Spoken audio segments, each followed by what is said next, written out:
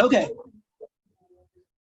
Okay. So, hey, what's up, everybody? I just kind of wanted to have a conversation about all the craziness that's going on in the world right now, because I need to talk. It's going to be therapeutic for me. I might record this to my podcast, but then again, I might not.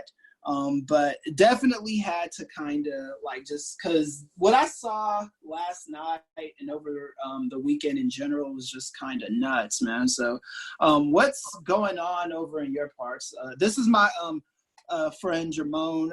He lives in North Carolina, Jermone Jackson. I live in Los Angeles. So just what's going on over there, man? Pretty much, some of the same. Of course, people have been protesting all weekend. Yeah, we're seeing, like I said before, they were like one of the city councilmen. He was out there at one of the protests. He got arrested. It's been, for the most part, most of the protests have been peaceful. And then pretty much same stories you see all around the country. It's usually generally peaceful until the tear gas starts flying and all that. Yeah. Haven't seen I don't think there's been a lot of, if any, like rioting and looting or anything like that. If it was like minor. Right. Yeah. I wanted to talk about the tear gas for a second because as a student of history, and I don't teach history, but I study history and I'm a political science professor by trade. So you always notice when you look at any of the social sciences, whether it's political science, history, whatever, there's certain patterns that kind of just repeat, and it is like the same song with just a slightly different beat. Right. And I just don't understand like why the go-to for a lot of these governments is the National Guard and tear gas. And it seems like this is kind of like an opening tactic with these people. It's like, okay, people are protesting, they're gathering, let's get the National Guard and let's get the officers with the tear gas. Am I crazy, or is this? No, Yeah. I've definitely seen that myself, just watching, just from all the media I've been taking in, and it's like the same tactics across the country. It's insane to me. Yeah, and it's like I'm watching these the politicians in Minnesota, who I respect, the governors of St. Paul and Minneapolis, and then the governor himself. All three individuals I got respect for. But then when the protesting, the ante was kind of upped, and the riots and stuff started happening, it seemed like the governor, the next day, he was mad and talking smack about the protesters and saying the National Guard will be in full force and all this other stuff. And it's like, I think when people hear that kind of language from elected officials, what they hear is, okay, you guys want to start stuff with us, let's take it there. I don't think they take it as, okay, let's back off. Right. Yeah. I think seeing all the stuff that was going on, especially like the tear gas and their response to the protests and everything, it seems to me that it's kind of one of the inherent problems in the system. It's like they're doing the same tactics over and over again, and they have no level of self-awareness. They're not realizing this stuff is not working. It's making things worse. Yes, exactly. Like, I see Trump on Twitter like last night and the night before and the night before that, and he's like tweeting stuff like, and I'm not surprised. Anytime, like, people are always shocked by the stuff that Trump does and tweets and all that stuff. I'm so beyond being shocked by Trump and his infantile tactics. We know Trump is gonna Trump. Okay, we could get that out the way. But what like it is still kind of just interesting listening to a president, you know, calling on like dogs and telling governors they need to, you know, like get tougher and maintain order. And his press secretary talking about let's, you know, arrest people and give them 10-year sentences and stuff like that. Not understanding that you arrest these people, only more people are going to show up. This isn't, you are no longer in a culture war with people. You are in a culture war with a culture. Yes. And from that culture, you know, you've got to get to the root of what's going on. And I just think that, you know, elected officials, all these people, like one of the things I was kind of thinking about, I think I even made a Facebook post on this, like what if, like in Los Angeles right now, we've got a lot of protests and stuff. And what if, you know, the governor, you know, asked Beyonce to just get in the middle of the street and start singing? You know what I'm saying? Like something like that. Like what if you tried that instead of the tear gas and beanbag guns and all that stuff? You know what I'm saying? Yeah. Did you see what happened in Flint? What happened? Was that today? No, I think that was over the weekend, but the sheriff, one of the Flint, Michigan sheriffs there, you know, people they were meeting them to protest, and he put the baton down, he put the gear down, and he talked to the people. Yes. And he walked with them. Right, yeah. And that's the thing too. And to kind of like, and to me, to kind of just kind of write people off and say, hey, you know, the people that are rioting are, you know, they're not for the cause. They just want to cause trouble and this and that and all this other thing and stuff. To me, that kind of is an oversimplification, because what we got going on right now, I mean, it's probably not even good to call them riots, because what's going on right now is you have a rebellion, like Shay's Rebellion, the Boston Tea Party, all that stuff. This is what's going on right now. You have a rebellion of citizens from all walks of life who are in a state of unrest. And historically speaking, unrest always leads to anarchy. And this anarchy breeds what's going on right now. You got your riots, and you got your breaking of windows, and you've got, you know, your people breaking cars, like breaking into cars and stuff like that, and lighting things on fire. This isn't anything new for us as a society. Right. Yeah. So, like, my whole thing is I kind of want to understand, like, just like on an individual level, how we can kind of combat this, because I'm not even going to pretend that I have all the answers. I really don't even know what I want to accomplish by doing videos like this. You know what I'm saying? Like I just know that I did not feel good yesterday watching what was going on in Los Angeles. I did not feel good. My girlfriend still has to work in the middle of this stuff. Oh wow. And I don't feel good sending her off to work in the middle of this pandemic, you know. You know, and I think everybody is just trying a bunch of different things to see, like, you know, what we can do. I can almost guarantee you that the answer isn't tear gas and National Guard. I think in more instances than not, they're going to make things worse when they get to places. And I don't think Donald Trump is helping anything out either.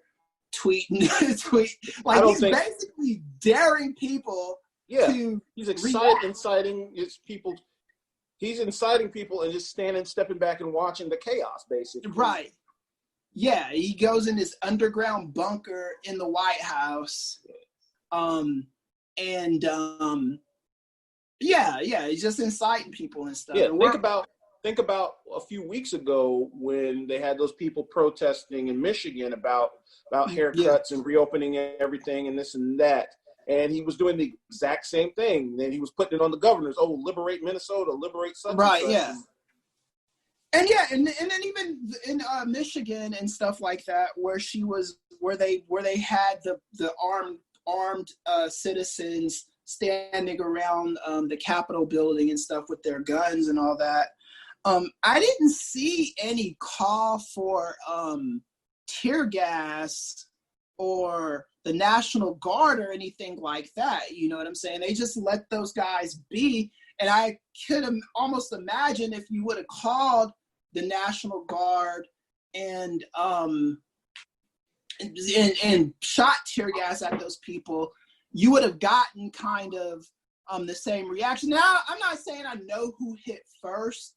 I don't care at this point. All I know is the optic of National Guards and tear gas and beanbag guns and stuff. People get intimidated by that, and people react to that, you know? And I'm seeing, and seeing that, like, literally when you see, when you're literally in your home and you're looking out and seeing like tanks and things go up the street and troops, like some kind of dystopian future or something going on. Right, yeah. This reminds me of Strange Days. Yeah, that is not a good picture. Like, regardless of your intention, like, it just does not look good, and it's going to end up escalating things. Yeah, and I think that they're not trying to appeal to the sensibilities of protesters at all. I think they're saying a lot of good stuff, like, I hurt for you. They're acknowledging what the guy did was wrong. The police chief out there, I'll give him credit, though, in Minnesota, the police chief in Minneapolis, what's his name? It escapes me at the moment. But he did go on the ground level and talk to the people. And he even had an interview with CNN on the streets and kind of was one of the interviewers. And her name escapes me. I usually know it. But she acted as a proxy between Floyd's brother and the police chief.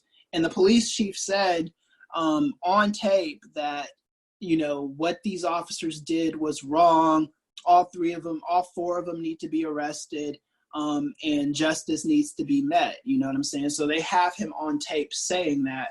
And and there was a lot of calm in the area where he was walking the streets at, and I don't think it's an irresponsible request to ask of our elected officials to go in the middle of that stuff. I know the president did that in Independence Day, movie, but you know what I'm saying? It's like, that's the kind of leadership we need to see. Yeah, I mean, you look at what Joe Biden this weekend. He's out there with them, talking to them, trying to, Yeah, exactly. It's like you see this guy, Joe Biden, who's, old as dirt and probably not the healthiest person on the planet, but even that clip of him talking to those kids on the outside, and granted it wasn't a mob, but it's still better than him telling people what to do from the comfort of a press conference or in his office or whatever. And I think if we don't understand that we cannot win this war with guns and bullets and knives and all that stuff, then we're in bad shape,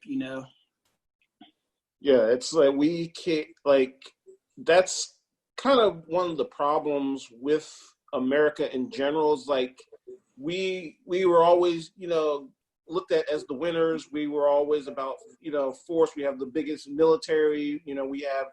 We have all the best weapons and this and that. Mm-hmm. And this is a problem the problem has been going on for decades, if not, centuries now. And it's not, and people, we're doing the same things over and over again and not getting the results. Like, try something different. Right. Yeah.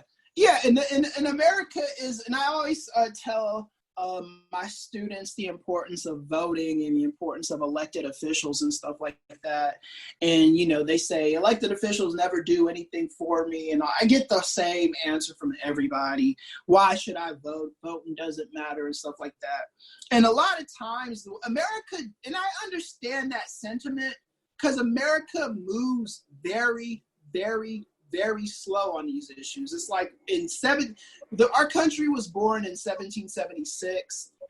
We didn't get the U.S. Constitution, a proper version of it, until about 1787. Right. We didn't get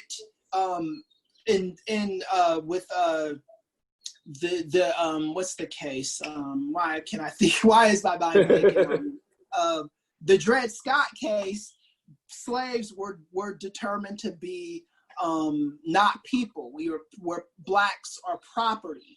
And then you don't get Plessy versus Ferguson till a couple hundred years later, to where, okay, slaves aren't necessarily people. The slavery's over, but slaves are still not fully realized citizens. So you got to sit on the back of the East Louisiana Railroad.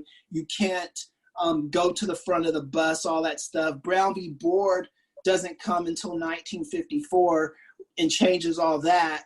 And then even after Brown v. Board, you still had, you know, segregation in Louisiana buses, not Louisiana buses, but segregation across the South with the Jim Crow segregation. And that lasted for a little while. And then, you know, these are baby steps, but, you know, they're important steps to make. And sometimes I think we kind of have to realize that the change we want to see doesn't happen unless you demand it. And sometimes it won't even happen in your lifetime, right? Like Martin Luther King and Malcolm X didn't get to live to see the change that they fought so hard for. Right. So like I was just watching. I watched this video from Leslie Jones, from her social media and what have you, and talking about the whole situation. And she kind of compared it to, like your iPhone or your smartphone, your technology. You notice that they constantly have updates for that, you know, because they know that things change and you're going to need to upgrade to accommodate that. Right. Yeah. And like America hasn't done that yet. I mean, they're very slow to do that. Like you've seen, the Constitution was, initially put together as, I guess they said it was supposed to be a living, breathing document because they knew things were going to change down the line. Right. Yeah. It's just like, I don't know. It's like they're doing a kicking and screaming, basically, though. Right. Yeah. And that's kind of how America has been. Hopefully, these protests and these riots and things of that nature can kind of push us towards a society where we start to realize, like, look, man, this is not acceptable. And I think that if anything good from these riots happen is, now we're kind of getting the message from, because white people are doing this with us, and Mexican people and Asian people, they're doing this protest with us. I don't think anybody likes racism. You didn't get a chance to see The Breakfast Club with Charlemagne, did you? I did not. Okay, so I'm gonna just give you the abridged version of what happened. So Rush Limbaugh appeared on The Breakfast Club. They didn't have a video clip. They just had an audio clip. And I guess they did a Zoom meeting, like kind of how we're doing right now. And he admitted that what happened to George Floyd was wrong and shouldn't have happened. I think he might have even admitted it was racist. So, I mean, I don't give him credit for that. That's kind of a layup. Yeah. Like, no shit. You know, that was racist as fuck, right? We understand that. But then they get into this whole dialogue and there are things I like about meeting with people with dissenting opinions and things that I really don't like about it. I want to get your thoughts on this too, because like this is the important thing to talk about. Who should we be having these dialogues with? Because my problem with the interview with Rush Limbaugh so much is that I think I don't want to ever give credit to his line of thinking, right? Or to that Trumpian viewpoint. I don't want to ever, this Make America Great Again nonsense is very antiquated. It's wrong, it's racist. And I think, you know, by having him on your show, you get to argue with him and maybe introduce his audience, and maybe you could convert a few of his audience members over to your side. I don't know, but it's still kind of giving him this credit that he doesn't really deserve, you know. And you know, I've already seen like the posts from people on his side, like, well, hey, at least he went on their show and all this other stuff, and it's like, yeah, but he still, you know, is with all that MAGA stuff. So what at the end of the day is accomplished? You guys are still going to tell your audience that these Republicans are toxic and idiots. He's going to go back to being white, rich, and racist. So what happens, you know? I think if nothing else, like you said, maybe, you know, some of his audience sees this, and maybe that might be the catalyst for somebody to see another viewpoint and maybe kind of change their stance on things. And I think that's really more or less the only thing you can really get from that. Like, because when you see people, you know, coming from one angle versus another, there's a lot of times you're so, you know, in that bubble, you're not even looking at the other side. Right, yeah. And maybe, if nothing, if you can really see, you know, both sides from a different angle than what you're used to seeing, maybe you can say, oh, wait, he has a point there. I didn't realize, you know, such and such was an issue. And I look at what the stuff Limbaugh was saying in that interview, but it's the old white talking points that I've heard since I was a kid, since I moved from Los Angeles, California to Knoxville, Tennessee, where it's, you know, these people really and truly do believe that America should work in the exact same way for everybody.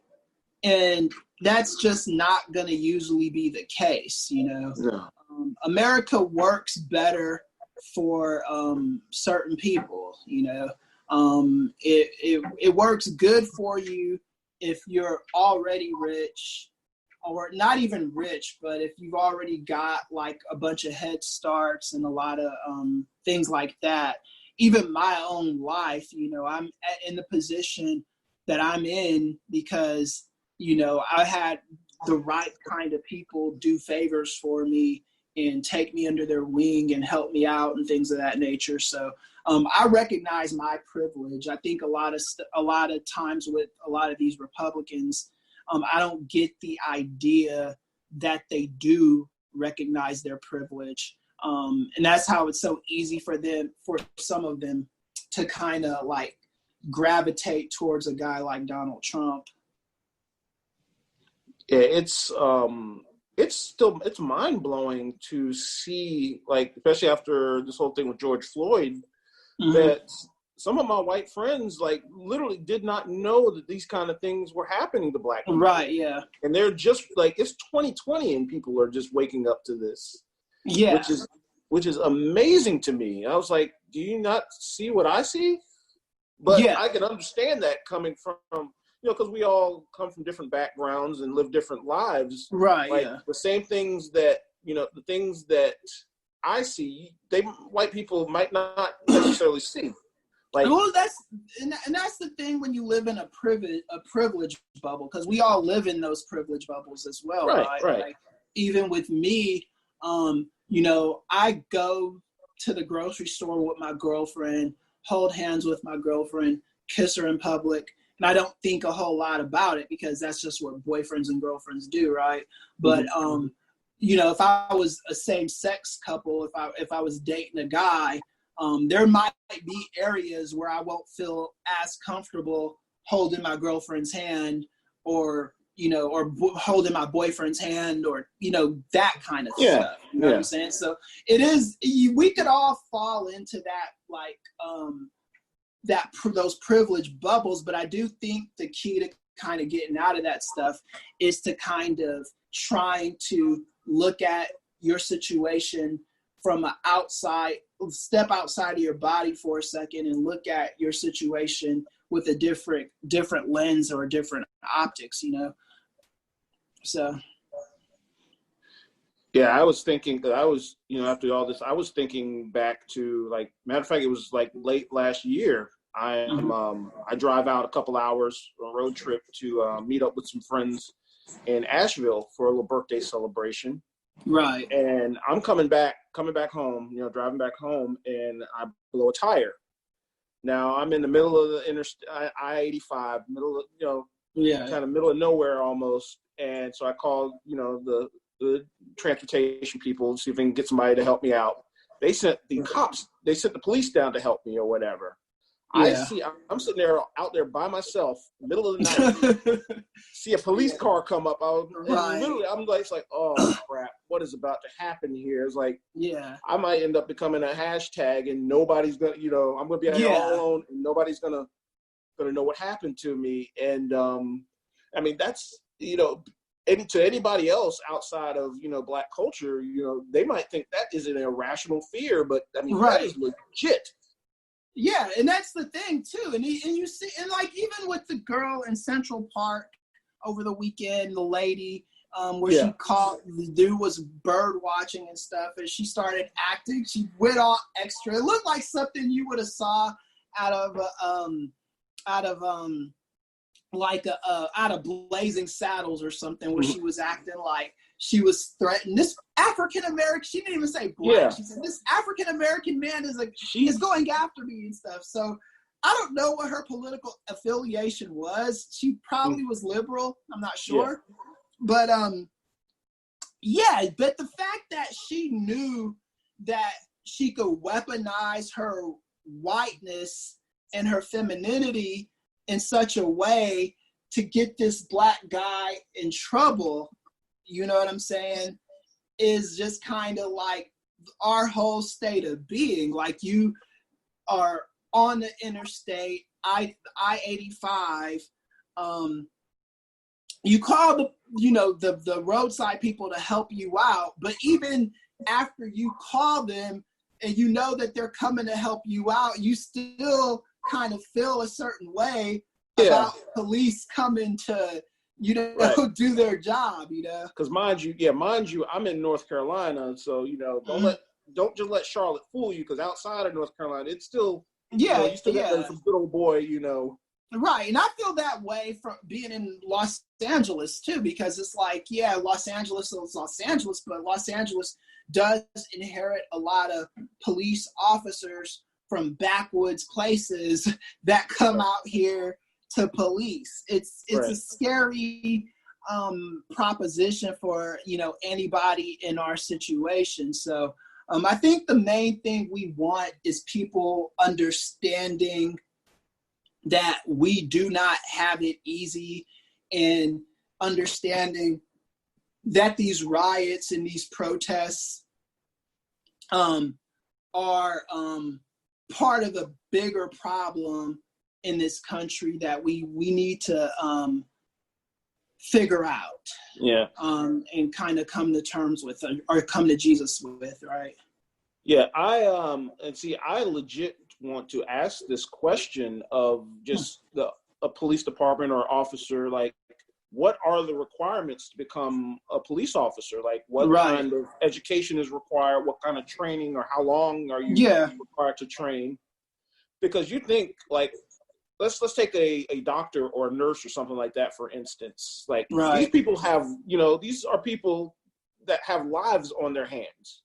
and they have to train. They have to put years in it before they can even step foot in the hospital. Yeah. And it seems like it's just not happening with the police. Like, right. Yeah. Like even with me in my position as a college professor, they have to do this thorough background check, make sure I don't have any kind of like child molestation or any kind of like problematic stuff in my record before they let me around young college age students. You know what I'm saying? It's a process, and you don't just get around it. I think someone told me that they think that what happens with officers is just a lot more bad people want to be police. Right. It's kind of a power trip thing, I guess. Right. For some of them. Yeah, they probably were picked on in high school or something. Something happened along the way that made them what they are. I mean, we're comic book fans and stuff, and nobody just turns into a supervillain. They, go through enough stuff and eventually, or they have, either that or they have a certain view of something, which may, they may be right about said view, but they go about it completely the wrong way. Right. Or they're taking a logical leap from a place of, like a place of, well, I guess I wouldn't say righteousness, maybe. Right. Like take somebody like Thanos, for instance. Like his whole thing was there weren't enough resources for the people out there. Yeah. He jumped to the conclusion that we need to wipe out half of these people to make things better. Right. Yeah. And that kind of happens with a lot of people and stuff right now too. And I think a lot of these protesters at the moment, people that are part of this rebellion, are having those supervillain moments and are going to probably have to kind of look inside of themselves and see what they do next. Because I'm in that situation too. I'm not even on the streets doing anything, but I kind of like, I don't know what my role is in this whole situation, but I know that it can't just be silence, right? Right. Or even worse, just talk. Right. Yeah, just talk and with no action behind it. So, anyway, so I think we've gone on for a little bit. I want to thank you for coming. Like, I reached out and you got on here with me. I really appreciate that, Jermone. And we got to do this more. And hopefully next time more people want to kind of have this conversation. These aren't easy conversations to have, but they must be had. You know what I'm saying? Yeah. I mean, that's the only way that we're going to move forward, because you can only sweep things under the rug but so long. Like eventually it's going to come bursting out. Yeah. Because my whole thing, because I like being a politics person, I always get that, both the lesser of two evils argument, and both sides are bad and stuff. And just from my vantage point, I think one side is evil and the other side needs work. You know what I'm saying?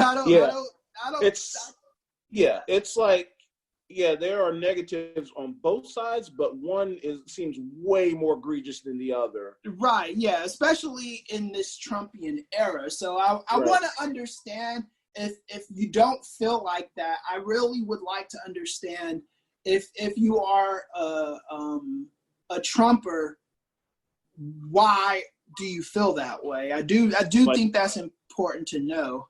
Yeah, because at this point, I'm like, why do you continue to follow him? Right. Because I mean, literally seeing the evidence, seeing the actions, why do you continue to support? Right. Yeah. And then I was watching Bill Maher, and he was Bill Maher always tries to straddle the fence and stuff. I don't do that. I feel how I feel. But he was talking about Kanye West, and Kanye West how he respected Kanye West for not being a part of the mob and saying he wasn't going to be part of the mob, because I guess a lot of liberals on social media were bullying him because he, is a Trumper, and giving him credit. And I'm like, okay, this guy left the mob for a cult. So I don't see like why he gets credit for that. You left a mob, and mobs aren't the greatest thing. Yeah. But you joined a cult, and it's all because of Obama hurt your feelings by, calling you a dumbass or whatever. I don't know, man.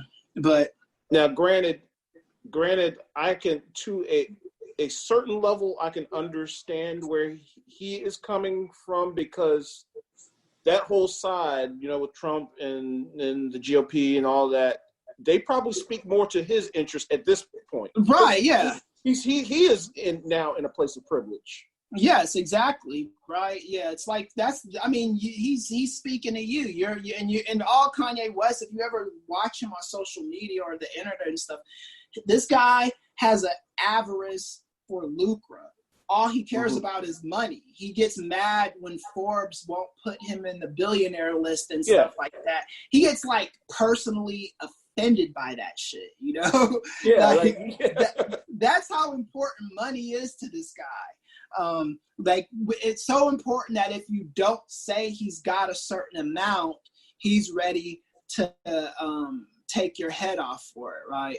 So anyway, a lot of this is a layered topic, and I'm already seeing people comment on my timeline. I don't even think this video is posted on the timeline. I am going to post it, so we'll see what happens then.